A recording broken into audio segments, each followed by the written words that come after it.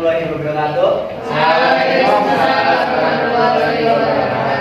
Selamat siang adik-adik semua. Siang, Pak.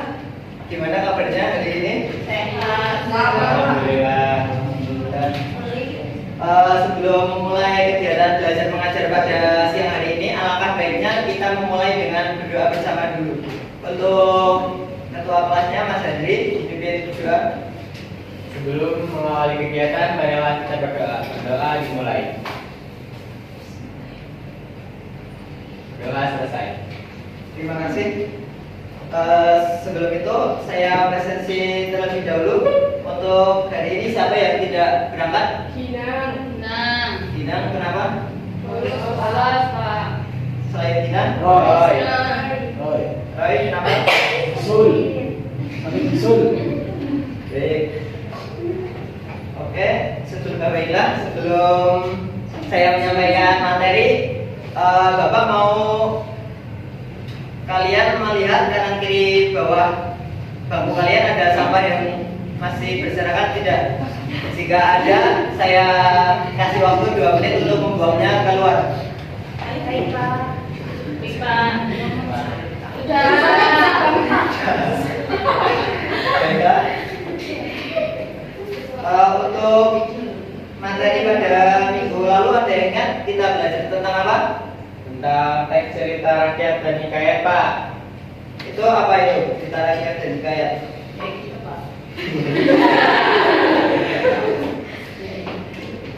Cerita rakyat dan hikayat adalah dua bentuk karya sastra lisan yang memiliki persamaan dalam hal penyampaian secara lisan dan mengandung nilai-nilai budaya, tetapi juga memiliki perbedaan dalam hal isi dan fungsi. Cerita rakyat adalah kisah yang berasal dari masyarakat dan diwariskan secara turun-temurun, sedangkan hikayat adalah karya sastra Melayu lama yang berisi cerita, undang-undang, dan silsilah, seringkali dengan unsur kemustahilan dan kesaktian tokoh, Pak. Baik, terima kasih. Bagus, masih ada yang ingat materi minggu lalu. Langsung saja kita masuk ke materi untuk pertemuan kali ini. Untuk tujuan pembelajarannya yaitu peserta didik mampu mengevaluasi, mengkreasi, menyajikan, mengolah gagasan, pikiran, pandangan, arahan ataupun pesan dalam teks negosiasi secara kreatif dan inovatif. Yang kedua adalah peserta didik mampu menulis gagasan, pikiran, pandangan, arahan ataupun pesan tertulis dalam teks hikayat untuk berbagi tujuan secara logis, kritis, dan kreatif dalam bentuk teks informasional dan atau fiksi.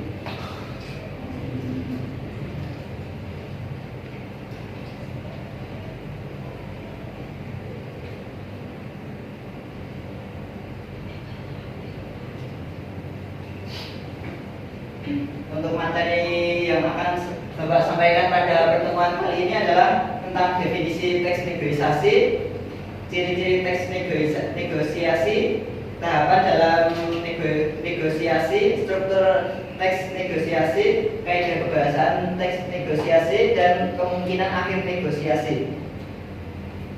Untuk yang pertama, apa itu negosiasi? Ada yang tahu nggak? Ya benar, tawar menawar. Kegiatan negosiasi itu biasanya ditemukan di mana saja? Pasar. Ya benar, di pasar. Enggak di pasar doang, bisa di mana saja. Bisa di kelas juga bisa. Di mana? Bisa itu. Jadi untuk definisi teks negosiasi adalah teks negosiasi merupakan sebuah teks yang berisi tawar menawar antara dua pihak ataupun lebih untuk mencapai kesepakatan bersama. Dan teks negosiasi ini juga dapat diartikan sebagai teks yang berupa interaksi sosial yang berfungsi untuk mendapatkan kesepakatan bersama di antara pihak yang memiliki tujuan ataupun kepentingan.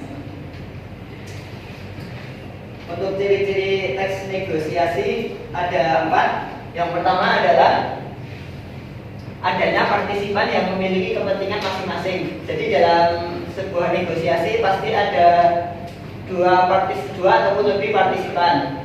Yang kedua, adanya perbedaan kepentingan dari kedua pihak.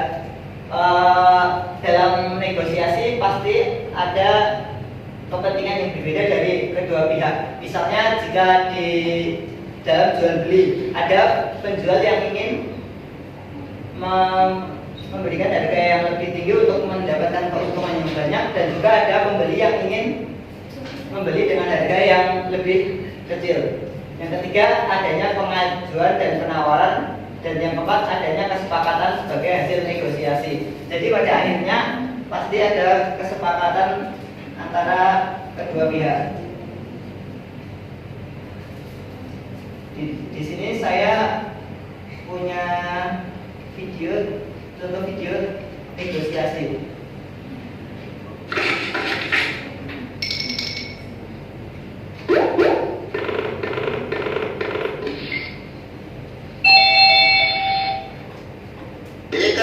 Ikan segar, masih fresh. Ayo dibeli, mumpung masih hangat-hangat ini. Ya Bu, silakan Bu. Mau beli ikan apa Bu? Ini ikan apa Bu?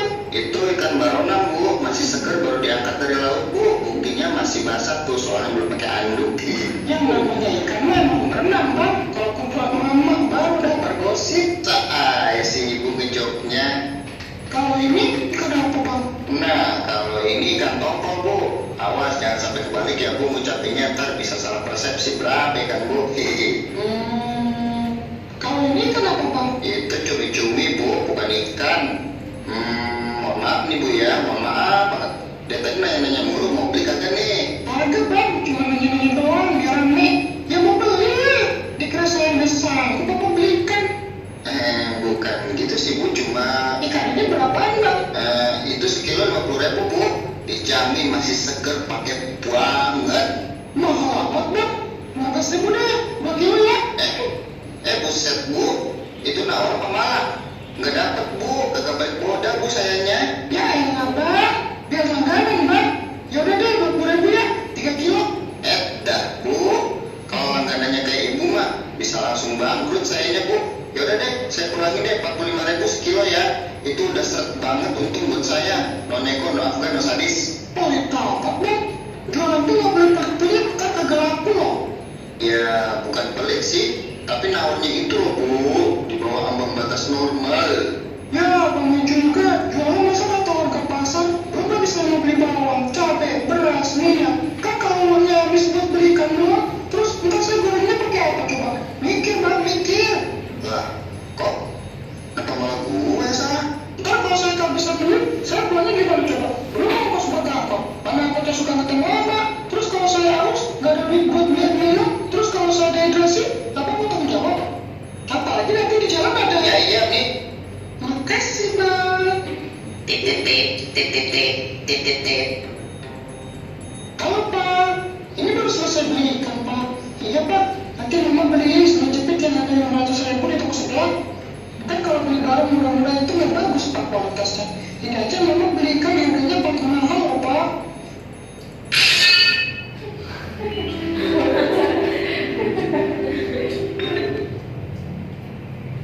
Baiklah, barusan ini adalah contoh video negosiasi. Dari video tersebut, apakah sudah memenuhi ciri-ciri teks negosiasi? Ada yang bisa menjelaskan? Saya. Kira-kira gimana, Mbak Tika? Kan itu sudah. Yang pertama, adanya partisipan yang memiliki kepentingan masing-masing sudah terpenuhi karena terdapat dua pihak, penjual ikan dan pembeli ikan. Yang kedua, adanya perbedaan kepentingan dari kedua pihak terpenuhi. Keduanya memiliki kepentingan berbeda. Penjual ingin dapat untung, pembeli ingin harga lebih murah. Yang ketiga, adanya pengajuan dan penawaran terpenuhi. Pembeli mengajukan pertanyaan tentang harga dan melakukan penawaran dan harga lebih rendah. Yang keempat, adanya kesepakatan sebagai hasil negosiasi terpenuhi. Pada akhirnya, penjual menurunkan harga menjadi 45.000 dan pembeli menerima tawaran tersebut. Baiklah, benar sekali. Beri tepuk tangan untuk Mbak Asmita.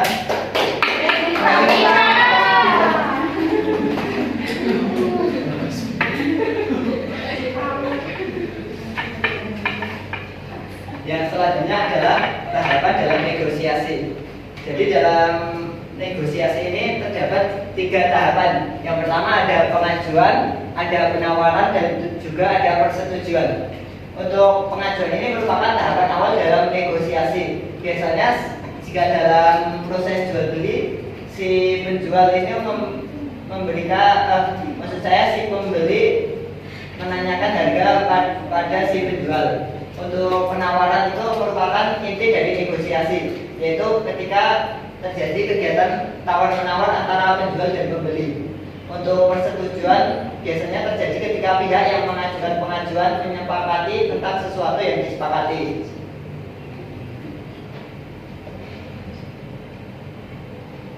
Ini saya punya video contoh negosiasi lagi, tolong diperhatikan.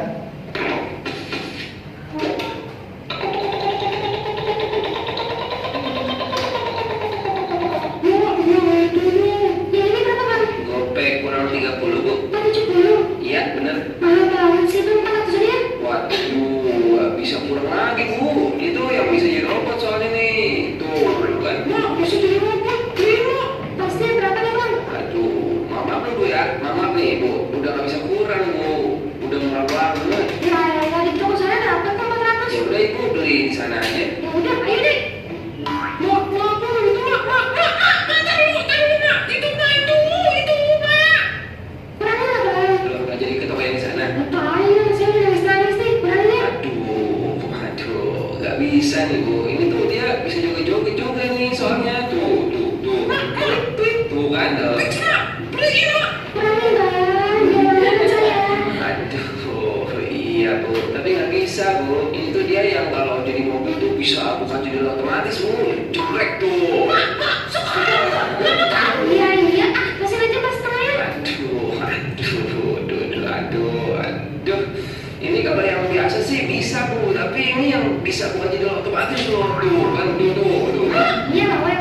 Ini bang. Mau sekalian sama baterainya bu? Ya, 470 tuh sama baterai.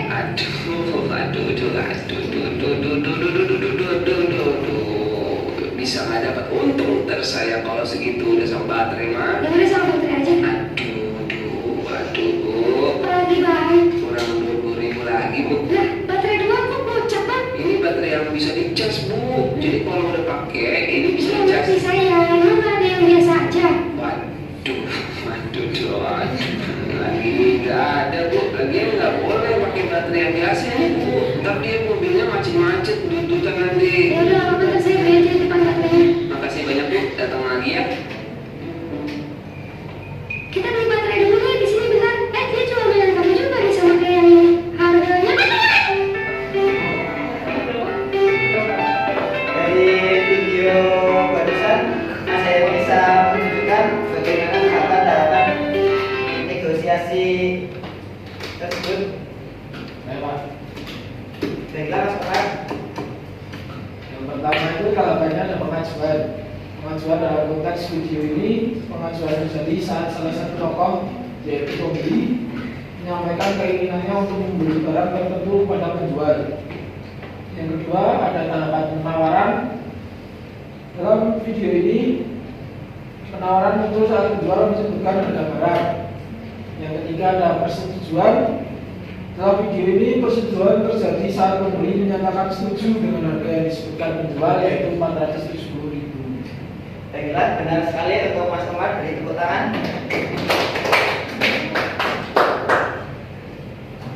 Yang selanjutnya adalah struktur teks negosiasi. Untuk strukturnya itu ada 4. Yang pertama orientasi, pengajuan, penawaran, dan persetujuan. Hampir sama seperti tahapan-tahapan, tapi ini ada orientasi. Kalau orientasi itu merupakan bagian pembuka pada proses negosiasi, seperti mengucapkan salam ataupun menyapa dan berjabat tangan. Sedangkan untuk pengajuan merupakan proses mengajukan atau mengemukakan pendapat berupa permintaan, usul ataupun maksud dari pihak lawan kepada pihak lawan maksud saya. Yang ketiga ada penawaran. Penawaran merupakan proses negosiasi dalam sebuah transaksi. Dan yang keempat ada persetujuan. Persetujuan merupakan pernyataan yang berisi kesepakatan antara kedua belah pihak. Untuk kaidah kebahasaan teks negosiasi ini ada banyak sekali. Yang pertama ada menggunakan bahasa persuasif, menggunakan kalimat deklaratif. Yang ketiga, menggunakan bahasa yang sopan, menggunakan konjungsi, menggunakan kalimat yang efektif, berisi pasangan tuturan. Yang ketujuh, menggunakan pronomin. Yang kedelapan, menggunakan kalimat langsung. Yang kesembilan, menggunakan kalimat yang menyatakan kesepakatan ataupun tidak.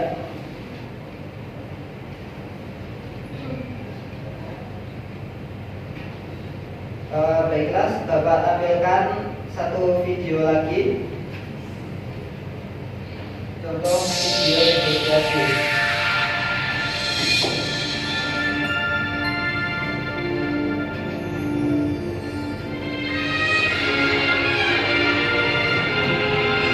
Assalamualaikum warahmatullahi wabarakatuh. Perkenalkan, nama saya Ebrahim John Charles. Saya Rindu Savitri. Saya Aminar. Kami dari Puskes. Saya kan lagi sakit. Ayo kita sini. Gimana kalau kita beli itu, Mbak? Di mana? Oh ya udah, nanti kita beli semua aja. Nah, ayo.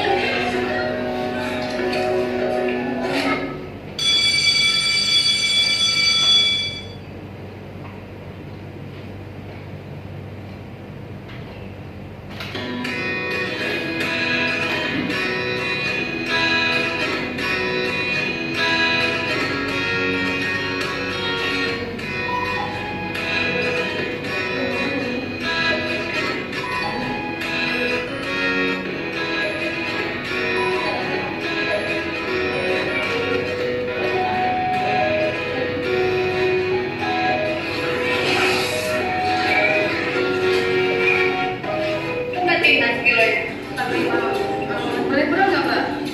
Nggak kurang. Mau beli banyak soalnya. Mau beli jeruk sama apel sama salah nanti. Sekilo, ya. Berapa kurangnya apel? 35 ya. Yaudah, Mbak, apelnya sekilo. Sekilo, ya.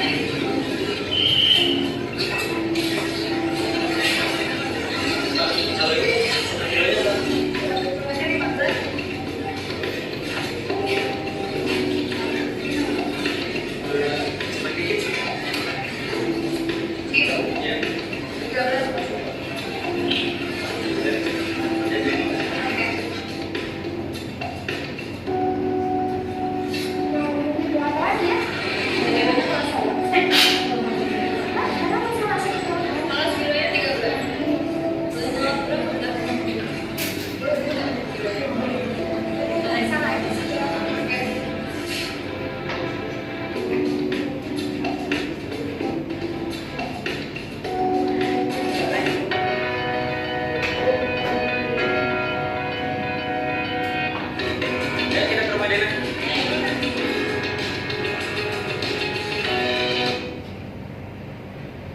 Baiklah, dari contoh video negosiasi tersebut, ada yang bisa menyebutkan apa saja kaidah kebahasaannya? Baiklah, Raisa.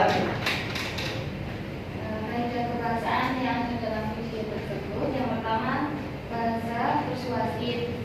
Dalam video kemudian menggunakan bahasa yang membujuk agar kedua mau memberikan harga liburan. Misalnya, Mbak tidak mau beli banyak soalnya mau beli jeruk sama apel sama salah ini. Yang kedua, kesatuan bahasa. Dialog dalam video menggunakan sapaan sopan seperti Mbak dan ucapan terima kasih di akhir transaksi. Yang ketiga, kalimat efektif. Kalimat yang digunakan cenderung langsung, jelas dan singkat. Yang keempat, kalimat kontras atau perbandingan. Dalam dialog juga terdapat perbandingan seperti pembeli membandingkan harga atau jumlah pembelian untuk mendapatkan hasil yang lebih murah.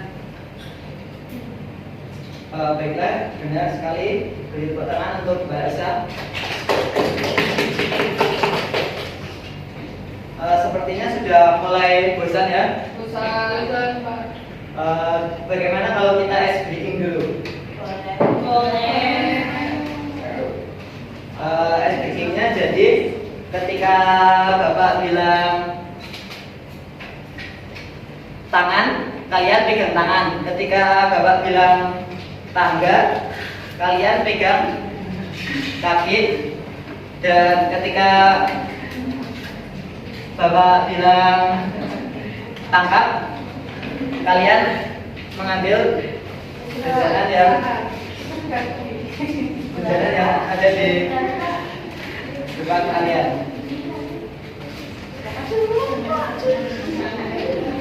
Tangga.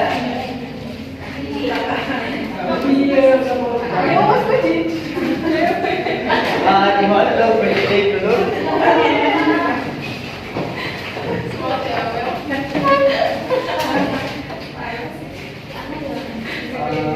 Sudah siap semuanya? Siap. Sudah siap? Siap. Apa tangan? Makanannya ditaruh di meja dulu. Bagi Meja. kursi ya. Tangan kiki, tangan kiki. Tangan. Tangan. Tangga. Tangan. Tangkap.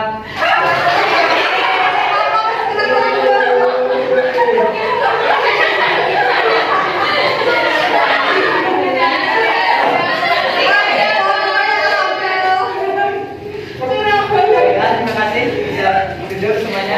Boleh dimakan Bapak?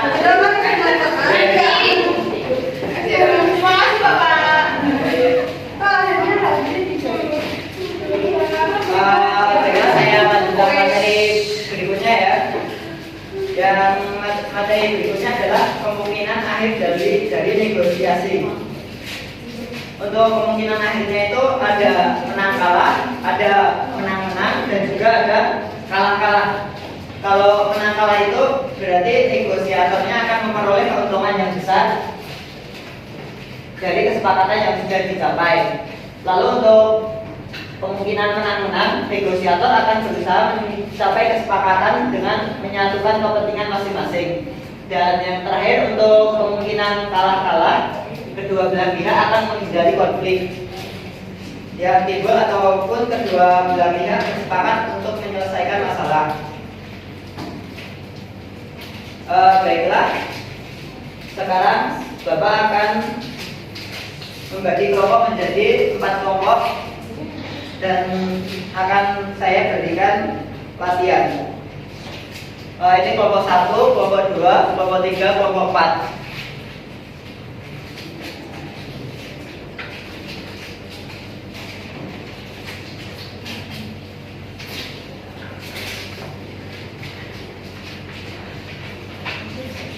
Bapak berikan waktu 30 menit untuk mengerjakan.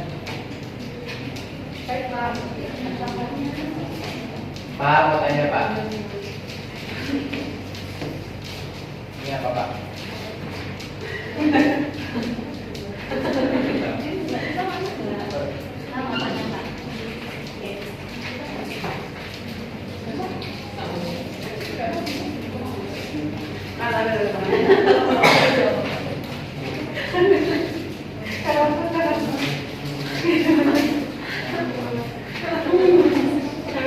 Apakah sudah selesai?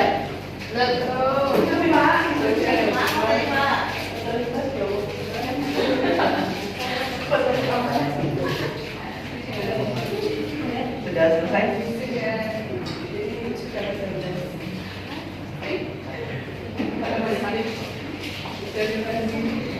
Sudah selesai kan? Bapak minta 2 kelompok untuk maju, kelompok 1 dan kelompok 3.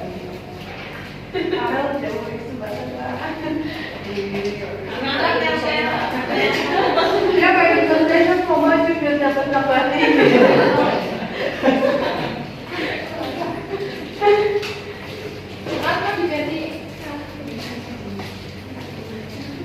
Mulai dari siapa dulu? Baiklah.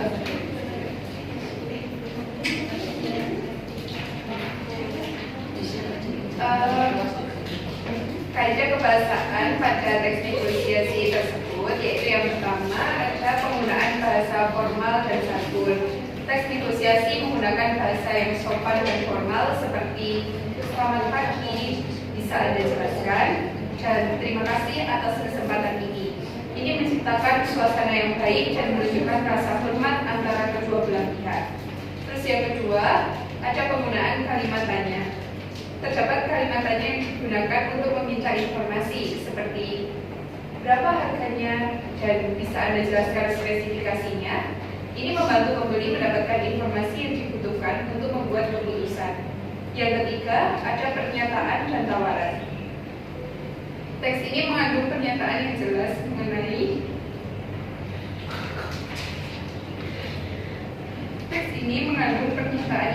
mengenai harga dan spesifikasi produk serta tawaran dari kedua belah pihak. Misalnya, harganya 10.000 dan bagaimana jika saya menawarkan 8.500? Yang nomor 4, penggunaan kata kunci negosiasi. Kata-kata seperti kompromi, diskon, rekomendasi, dan kesepakatan menunjukkan bahwa proses tersebut adalah negosiasi dan mencerminkan tujuan untuk mencapai kesepakatan yang saling menguntungkan. Kemudian data pembahasan pada teks negosiasi tersebut. Yang pertama, ada penggunaan bahasa formal dan santun. Teks ini menggunakan bahasa yang sopan dan formal seperti selamat pagi dan terima kasih telah datang.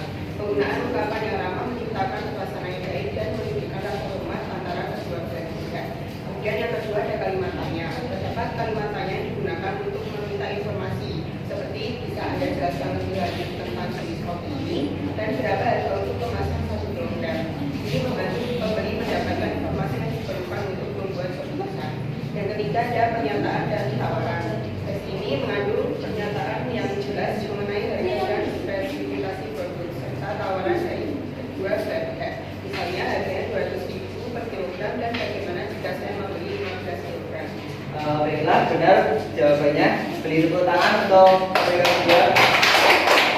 Ini ada bentuk apresiasi.